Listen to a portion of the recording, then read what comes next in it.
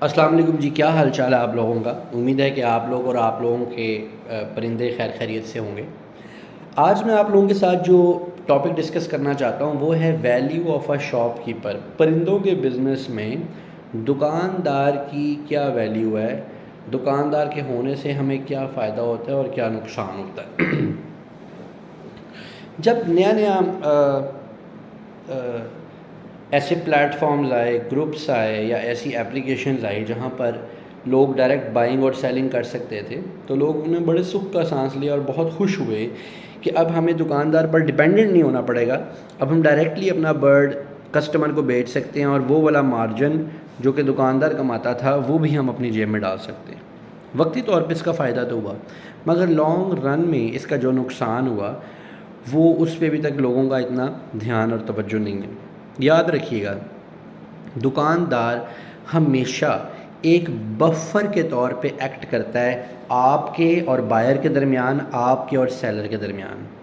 Number 1، آپ چاہے نئے شوقین ہیں چاہے پرانے آدمی ہیں، دکاندار کو آپ سے زیادہ تجربہ ہوتا ہے۔ جب کوئی چیز آپ دکان سے خریدتے ہیں تو دکاندار جب وہ چیز خرید رہا ہوتا ہے، جب اس چیز کو پرچیز کر رہا ہوتا ہے، تو دکاندار پہلے میک شور کرتا ہے کہ وہ ٹھیک چیز پرچیز کرے۔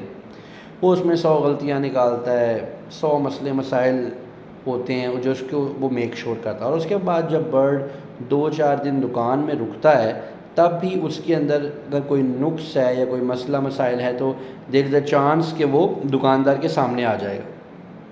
پھر ڈیفینیٹلی آپ دکاندار کو یو کین ہولڈ ہم رسپانسبل، کوئی چیز غلط آ جائے صحیح آ جائے تو ہیومینیٹیرین بیسس کے اوپر دکاندار اس کو بھی کنسیڈر کر لیتے ہیں۔ اور جب وہ اس چیز کو کسی کو سیل کر رہے ہیں تو جو اس کی پرائس کنٹرول ہے وہ بھی بہت اچھی رہتی ہے۔ یعنی ہم یہ کہتے ہیں کہ اگر کوئی چیز اسٹوڈنٹر مارکیٹ میں آ گئی تو پھر سمجھو کہ اس کا پرائس جو ہے نا وہ نارملائز ہو گئی۔ دکاندار کبھی بھی ان ریئلسٹک پرائس پہ چیز نہ خریدتا ہے نہ ہی بیچتا ہے۔ کیوں؟ کہ اس کے اوپر ایک بزنس رسپانسبلٹی ہے۔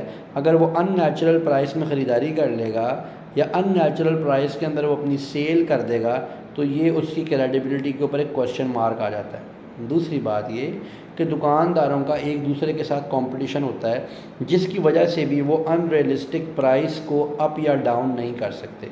لیکن جب آپ کسی کے گھر سے کوئی چیز لینے جاتے ہیں تو وہاں پر اس بندے پہ ایسی کسی قسم کی کوئی مورل رسپانسبلٹی نہیں ہے۔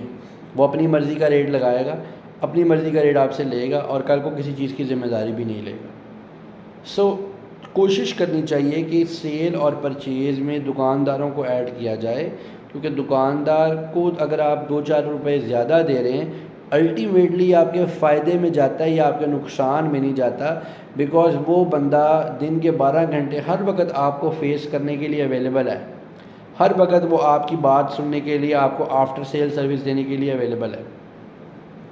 اور اگر وہ اپنے دکان کا کرایہ نکال رہا ہے، ملازموں کا خرچہ نکال رہا ہے، بل نکال رہا ہے، جانوروں کا مرنا جینا نکال رہا ہے، تو بیسیکلی یہ جو ساری کی ساری کاسٹ اگر وہ اس کو ایڈ اپ کرتا ہے اس میں، تو اس میں بھی الٹیمیٹلی اتنا بڑا فرق نہیں آ جاتا کہ آپ کو 100 روپے کی چیز 500 روپے کی ملنا شروع ہو جائے، رائٹ؟ اسی لیے بڑا ضروری ہے کہ آپ شاپ کیپرز کو اپنے اس بزنس سائیکل کے اندر ایڈ اپ کریں۔ وہ آپ کے لیے ایک بفر کے طور پہ ایکٹ کریں گے اور آپ لوگوں کی سیلنگ اور پرچیزنگ آسان ہوگی، مارکیٹ کی کریڈیبلٹی انکریز ہوگی اور یہ کام جو ہے یہ دوبارہ سے ریوائیو یا ریووک ہونا شروع ہو جائے گا۔